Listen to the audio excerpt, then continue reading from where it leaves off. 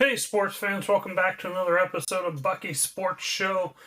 Tonight we're going to talk about the Braves road trip with the Miami Marlins and the Philadelphia Phillies. This is their last series against both of these teams, so we are really looking at the end of the season here.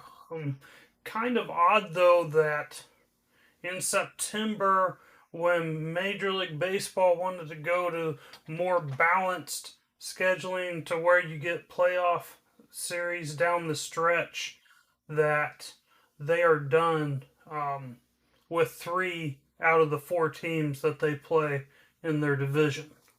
Again, just my opinion, but, it is what it is. And, this year it didn't really matter because Braves weren't in a playoff race. So, all right, here we go. Monday night, Miami won this game 2-1. Strider had the start. He was a lot better this week. He went 7 innings, 1 run, 3 hits, 2 walks, struck out 3. Really a nice outing. Only run he gave up was a RBI double. So he went from giving up about 500 home runs his last outing to 0 in this outing. So I'm not sure what he did, but he looked a lot better this week. Possibly pushing that start back really paid off and let him figure some things out over the weekend, possibly. With that, though, Cabrera for Miami, he was outstanding. 7 innings, no runs, 1 hit, 2 walks, struck out 10. A fantastic outing for him. He works fast. Strider works fast. There were no runs scored in this game, basically. This game only lasted 2 hours, 13 minutes. Very, very fast game. The other round, Miami hit a home run in the 8th, and Braves got their run off of Drake Baldwin home run in the top of the 9th. Braves just offensively, they couldn't get anything going. Only managed 3 hits. They were 0 for 6 with runners in scoring position, left 6 men on base. Just really struggled to get things going. But again, Cabrera had a nice outing for the Marlins. Hats off to him. Drake Baldwin, home run. That was his 14th on the year, 58th RBI. Potential Rookie of the Year. And those are numbers with him not being an everyday player. He is a backup catcher that does not play every day, and he's gone 14 home runs, 58 RBI to Monday night. We'll get back to those numbers here in a little bit, but he's had a heck of a rookie season. I hope he gets that Rookie of the Year award. Game 2. This game was kind of crazy, in my personal opinion. Braves won this game 11-2. Hurston Waldrop again with the start. He was not as sharp this game, but he did a nice job of limiting damage. He went 5 1/3 inning, 1 run, 8 hits, 1 walk, struck out none. Miami was 1 for 8 with runners in scoring position, leaving 11 men on base. I don't remember what inning it was at this point, but he left the bases loaded. He did a very nice job of when he got in trouble, of getting out of trouble. He absolutely deserved the win in this game. He left the game with a 2-1 lead. but Dylan Lee gave up a run in the seventh. Um, so that took Waldrop out of the possibility for a win. The Braves offense, a little better. 4 for 11 with runners in scoring position. Only left 5 men on base. Their scoring wasn't great until the ninth. In the first, they got a ground out RBI. In the fourth, Albies hit a home run. In the ninth inning, though, it was a 2-2 game going into the ninth, and the Braves were able to score 9 runs. 9 runs in the ninth inning. Brujon had an RBI double. Baldwin had a 2-run single. Acuna Jr. had a bases loaded walk. Eli White had a 2-run single. Albies had a 3-run home run. Just a really, really solid inning there for the Braves. When you go 11 runs on 11 hits on the game, you take it every time. Because the Marlins had 12 hits and only managed 2 runs. Again, most of those hits came against Waldrop. He did a fantastic job getting out of that. He's going to be a bright spot for the Braves rotation next year, in my opinion. Moving on to Wednesday. This was an afternoon game. I was at work for this game and did not get to see it, but Braves won this game 12-1. Again, Braves had 12 runs on 11 hits. Joey Wentz had the start. He went 6 2/3 inning, 1 run, 4 hits, 2 walks, struck out 5. Stratton came in, went 2 1/3, gave up 1 hit, struck out 1. Really solid pitching performance there from both of those guys.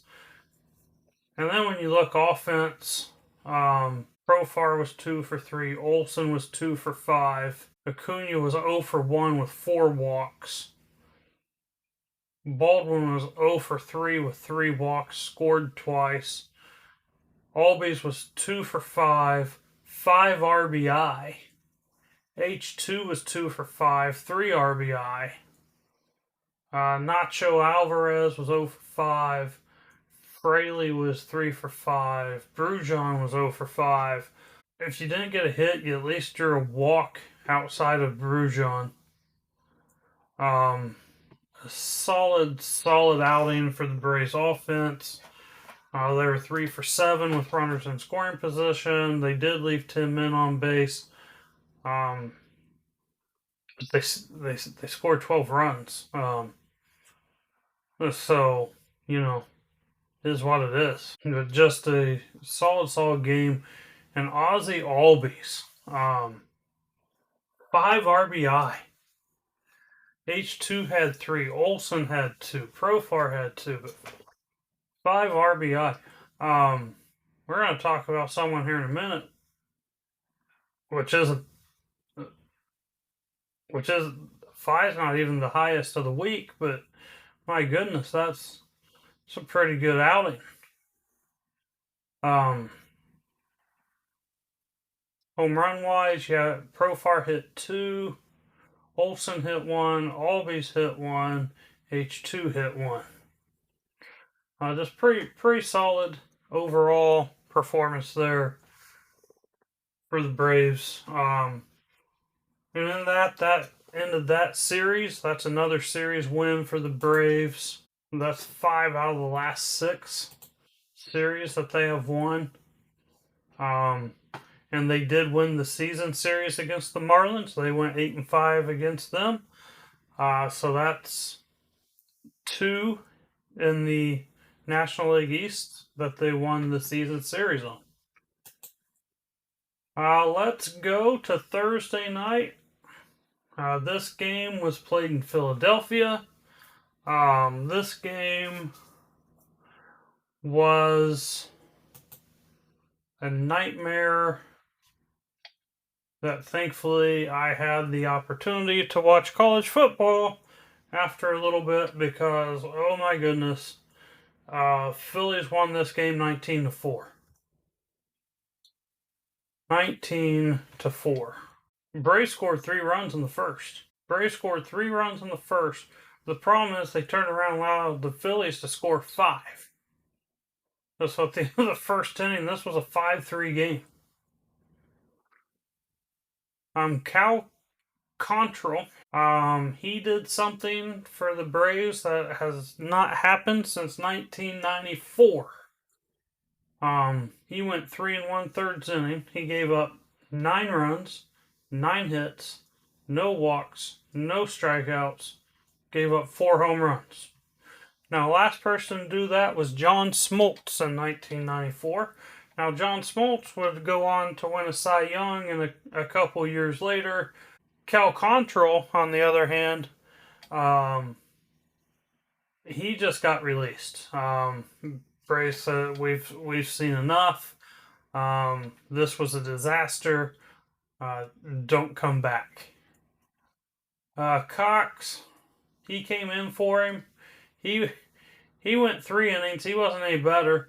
Well, I guess he's a couple runs better. He gave up 7 runs on 6 hits, 2 walks, struck out 2 home runs. Suero, he came in a third of an inning, 2 runs, 3 hits, 1 walk, 1 strikeout, 1 home run. And then your starting shortstop, he came in 1 1/3, 1 run, 2 hits, 1 walk, didn't strike out anybody, but he didn't give up home run. So your best pitcher on the night was your starting shortstop.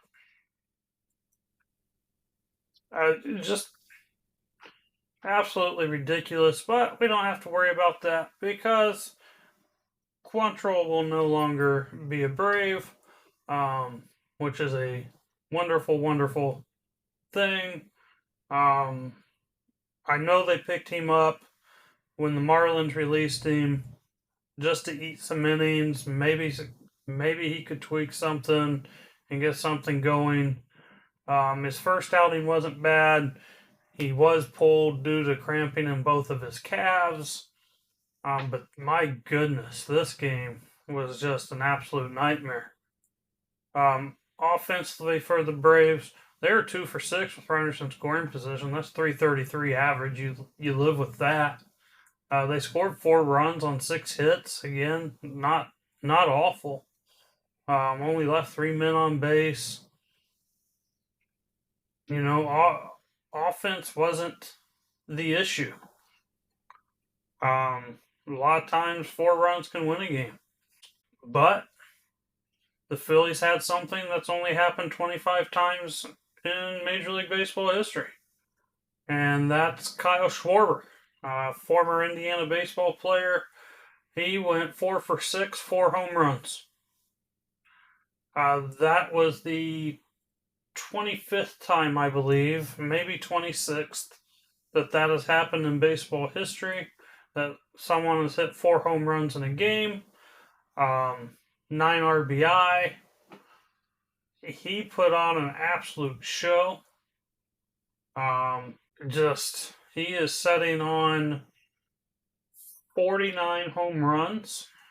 There has only been one Philly to reach 50 home runs. So I hope he gets there. I'm glad he didn't reach it the rest of this series because 4 home runs in one night is enough. 19-4, unbelievable. Then you go from a 19-4 game to Friday night. Again, this game was on Apple TV, so I did not get to watch this game. But this game, another baseball oddity here. Phillies won 2-1, but the Braves had 12 hits to the Phillies 6. You don't see that very often. Especially in a low-scoring game where one team has so many hits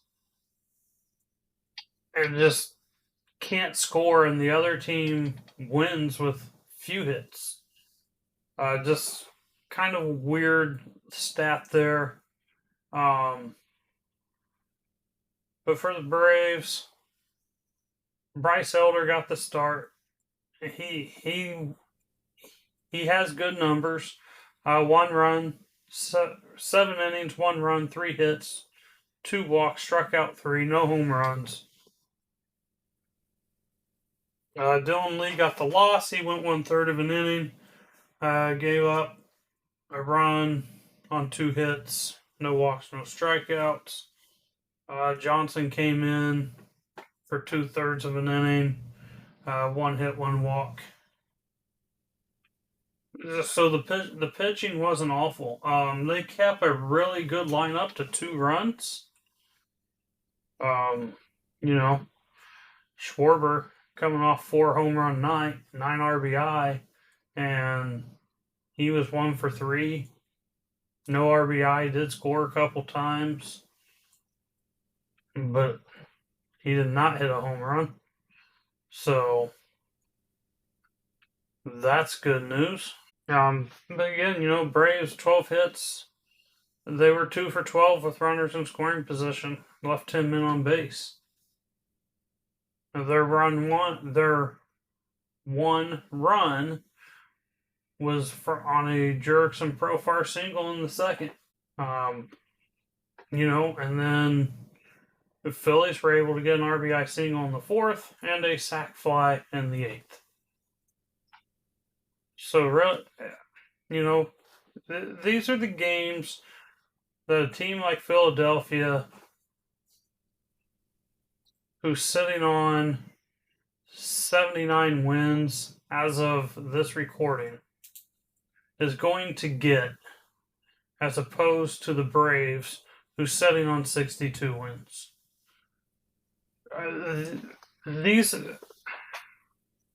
It's hard when you're the Braves, because since about 2018 we've been used to winning these games, and we're just not winning them this year. Moving on to Saturday again. This was another game where Phillies won 3-2, but Braves out hit them. In this game, Chris Sale came back. He went 6 innings, 1 run, 3 hits, 1 walk, 9 strikeouts. His 1 run was on a home run. He had a very good outing. He looked like he did when he went on the IL. So, it's good to see that his injury did not slow him down.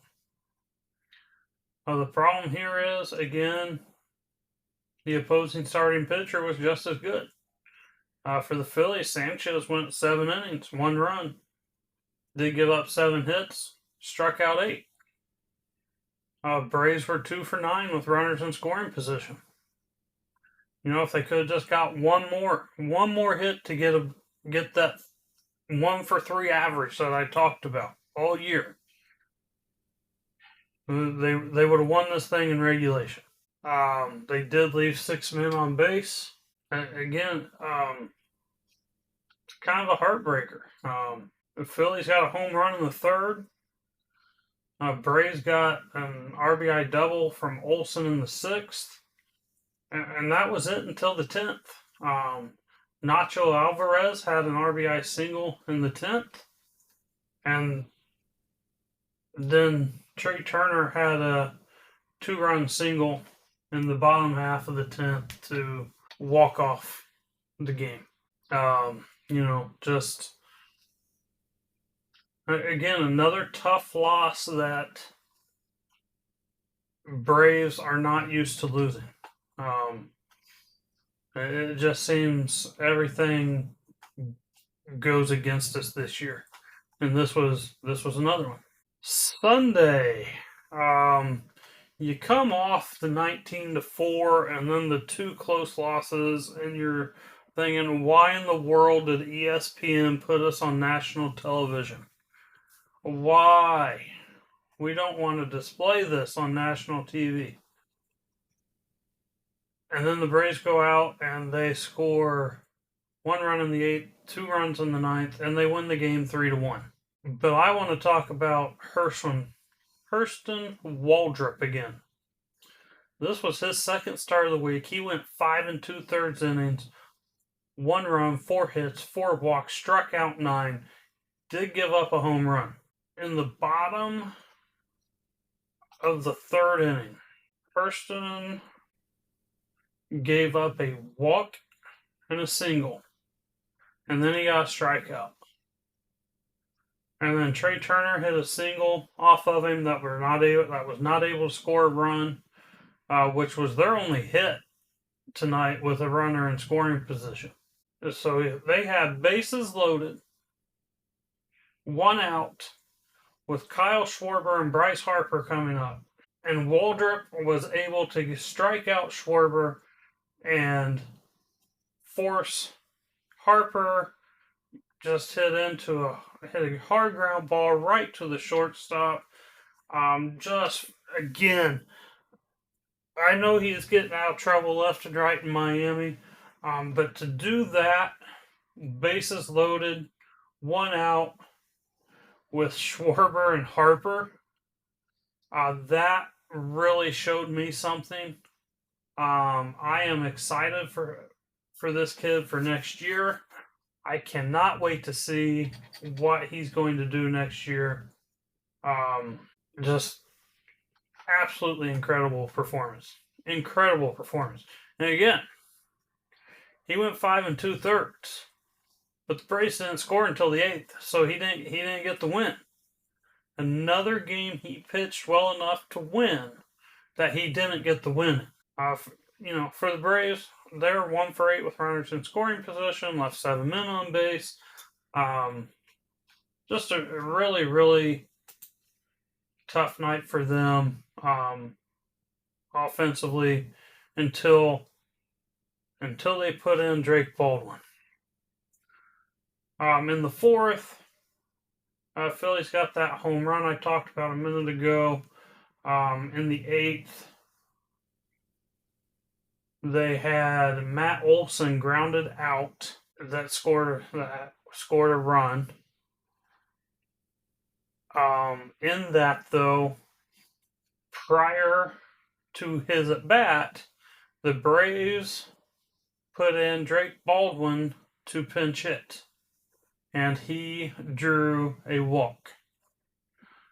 And I mention that because while he did not get the start, and if you'll remember, I said earlier, we're going to come back to him. He did in the 9th hit the game-winning home run, a 2-run shot. Baldwin, 15 home runs, 62 RBI now. Again, just another clutch at bat. He's probably not on everyone's Rookie of the Year radar. I don't know. He's on mine. If I had a vote, that's who I would vote for. Maybe I'm biased, but my goodness, just the year he's having, I would love to see him be an everyday player. They've got to figure out a way for him to be in the lineup every day. And I say that because this Saturday's game, Murphy, the other catcher, he hit into 2 double plays. Murphy's hitting into double play after double play after double play. Murphy's hitting 204. Baldwin's hitting 280. Murphy's got on base an OPS of 725. Baldwin's is 813. The dude needs to be in the lineup every single day. But, he hits the home run. Iglesias came in through a great inning. He struck out 2 in his inning of work. Got his 23rd save. fantastic, fantastic performance for Atlanta. Outside of that runners in scoring position where they were 1 for 8, you like to see that be higher. Um, and I mean, on the other side, they went against Jesus, and Jesus didn't get the loss, but he didn't get the win. And I'm assuming if there's one day you want to avoid facing Jesus when he's on the mound, it's probably Sunday. But he was good for the Phillies. He didn't give up anything. He didn't give up much of anything. In fact, H2 had a little ground ball that got through the infield for their first hit, broke up a perfect game in the 5th inning. Anyway, that wraps up their week. That also wraps up their season series against the Phillies. They went 5-8 against the Phillies. That's not awful. With as bad as the Braves are, and as good as the Phillies have been this year, just little 3 games there, not awful. Phillies got a nice lead in the East now. They're up 6 games. Really, there are 3 races here and probably the wild cards too. But the close races right now, Dodgers have a 2-game lead in the NL West. Blue Jays have a 3-game lead on the Yankees in the AL East, and the Red Sox are only 3.5 back there. And in the AL West, Houston has a 2-game lead over the Mariners, and Rangers are sneaking back in, only 4.5 back there in the AL West. When you look at the wild card, the Cubs set pretty comfortably ahead. They're +5. The Padres are +3. The Mets are the last team in. They got a couple of games there. Reds had a tough week. Really tough week. And lost a couple games on the Mets. The Giants are trying to claw their way back, as are the Diamondbacks and Cardinals. But Giants are 5, Diamondbacks, Cardinals both 5.5. I don't see either one of those being able to make that leap. But I've been wrong before. Then in the American League wild card, Yankees are setting +3, Red Sox +2.5. The Mariners are the last team in, and then the Rangers are 2.5 back. Kansas City's 3, Guardians 4, Tampa Bay's only 5.5 back, and after that it's shaky. So could be some interesting baseball coming down the stretch. And again, the Braves, they have some of those teams coming into town. They also go on the road to play some of those teams.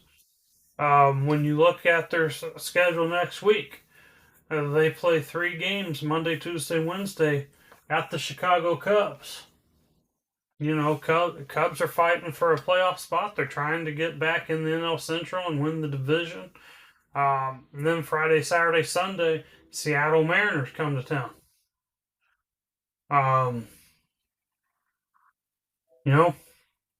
They're setting 2 games out of first in the AL West. They're last team in the wild card. Those are huge games that they got. And then after that, Monday, Tuesday, Wednesday, the Cubs come to town. Again with the Cubs. And then the Friday, Saturday, Sunday that follows that series, the Astros come to town. Who's leading the AL West? So Braves have in their next 12 games here an opportunity to shake things up in the playoffs. Don't know what'll happen. That's kind of the fun of playing spoiler. I know Chris Sale, Hurston Waldrop when they're on the mound. They are throwing really well right now. Um, so we'll see what happens down the stretch.